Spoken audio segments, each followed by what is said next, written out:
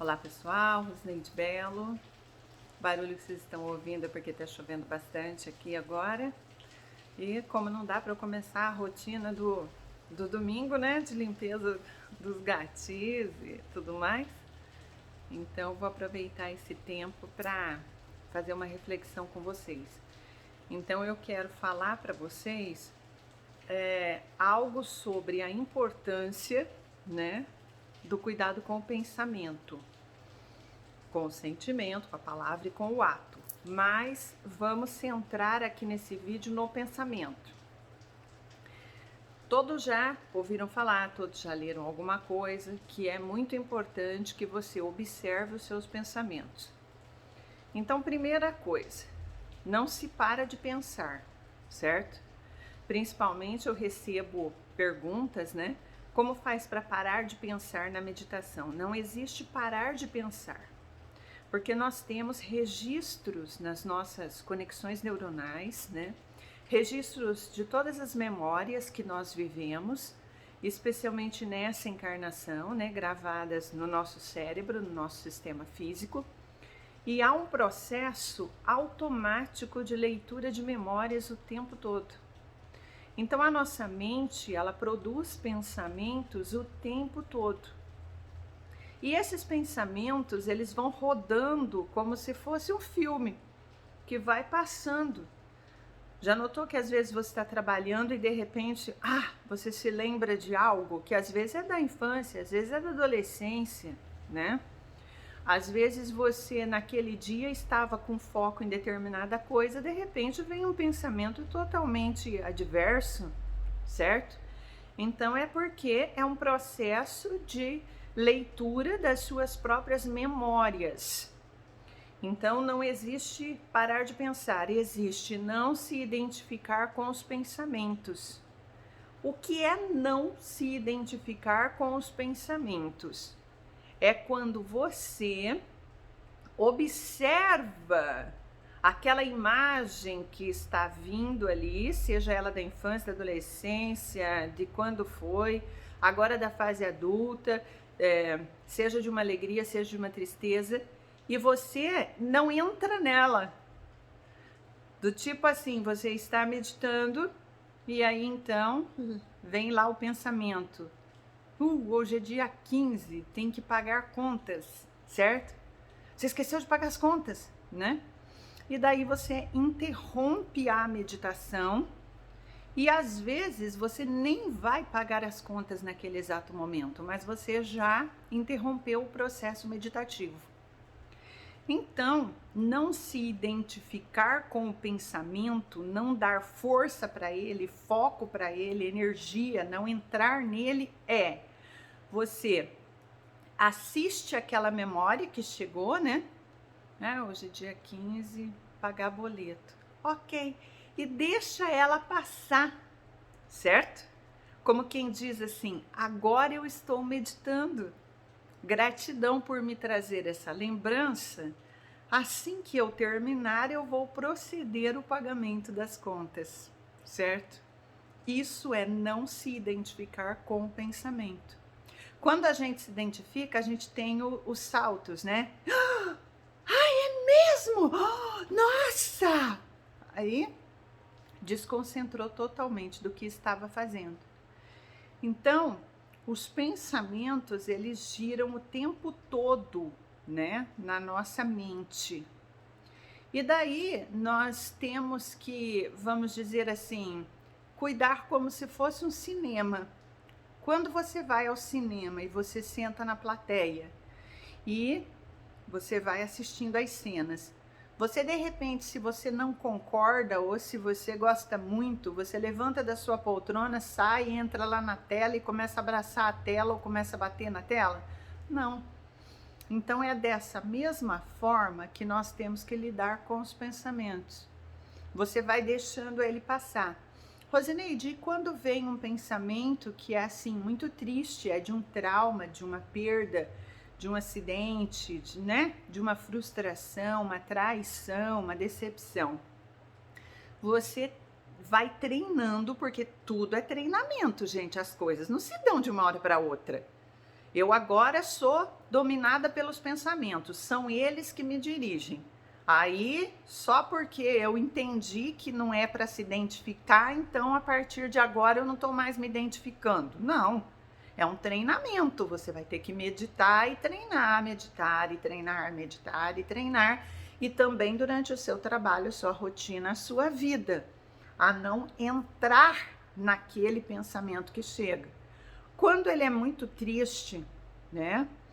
Porque ele vem aí de uma memória do seu passado, que foi de energias desarmônicas, então a tendência é que esse pensamento também puxe uma emoção, ou aquilo que a gente fala, mexeu com os meus sentimentos, tá? Então ele vai puxar essa emoção quando você não a tratou ainda, quando você não a curou. Esse tratamento, por exemplo, em terapia ou em trabalhos parecidos, né, com o serviço terapêutico, onde você fala daquela dor.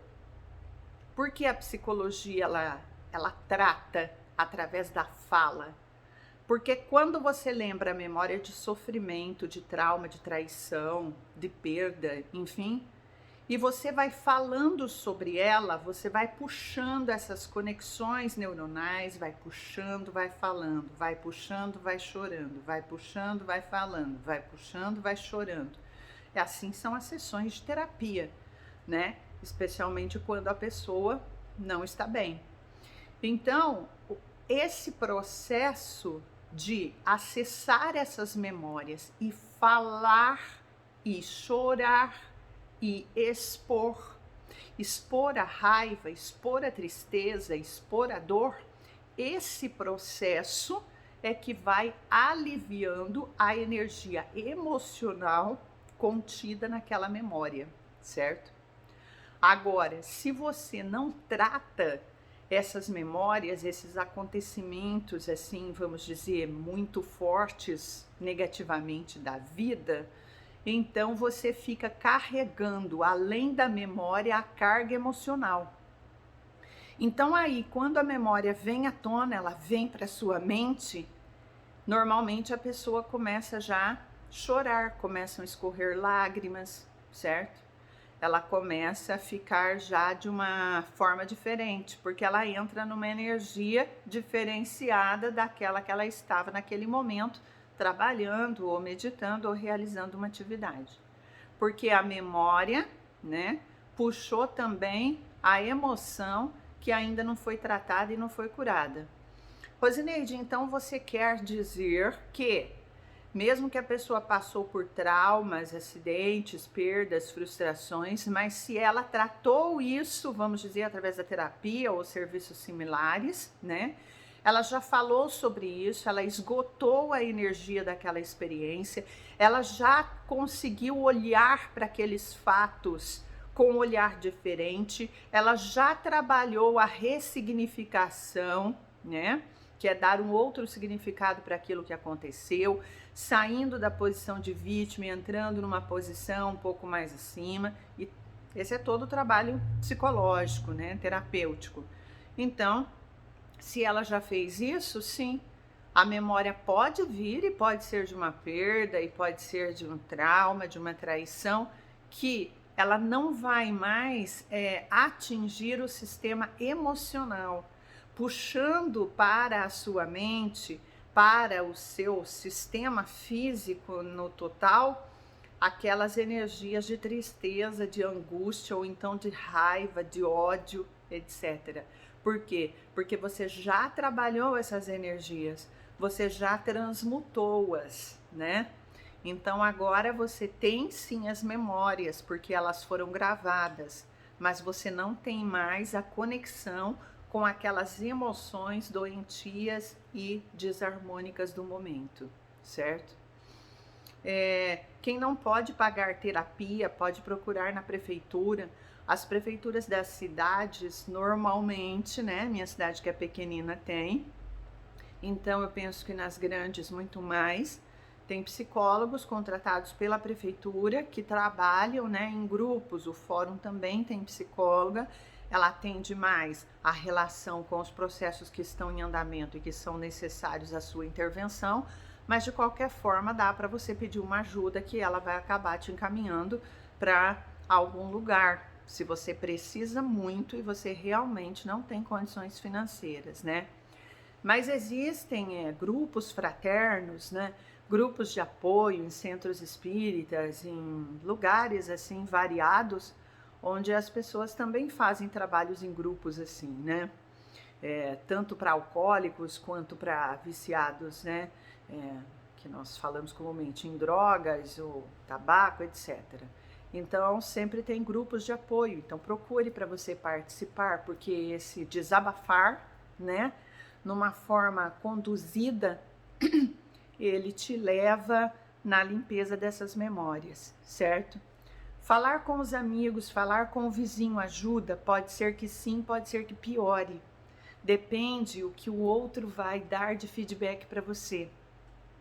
Por quê? Porque às vezes você vai conversar com um familiar para desabafar, ou você vai conversar com um amigo, um vizinho, etc e tal, alguém no trabalho, né? E a pessoa, porque a maioria de nós não sabemos ouvir. Ouvir é algo tão profundo, as pessoas pensam que sabem ouvir, mas ouvir é algo muito mais profundo que a gente mesmo, profissional, tem que ficar treinando o tempo todo. Porque o ouvir é ouvir o que o outro está dizendo. Normalmente as pessoas, enquanto o outro fala, ela já está preparando a defesa, ou preparando o ataque, ou preparando a crítica, o julgamento, né? Ou então já preparando a opinião dela. Então daí ela já para de ouvir o outro, para que ela possa então dizer o que ela acha daquilo, que é uma forma da experiência dela. Então, essa troca de experiência, ela é magnífica. Por exemplo, você está com uma doença, você vai desabafar com o outro que tem aquela doença também, ou que passou por ela. E daí o outro vai falar, olha, eu estou fazendo assim, está sendo bom para mim e tal. Isso é magnífico, isso é maravilhoso. Mas não quando o outro diz assim, não, isso aí não é nada, levanta essa cabeça, vamos lá, vamos caminhar, vamos beber, vamos passear, vamos isso, que isso daí vai passar, que isso não ajuda.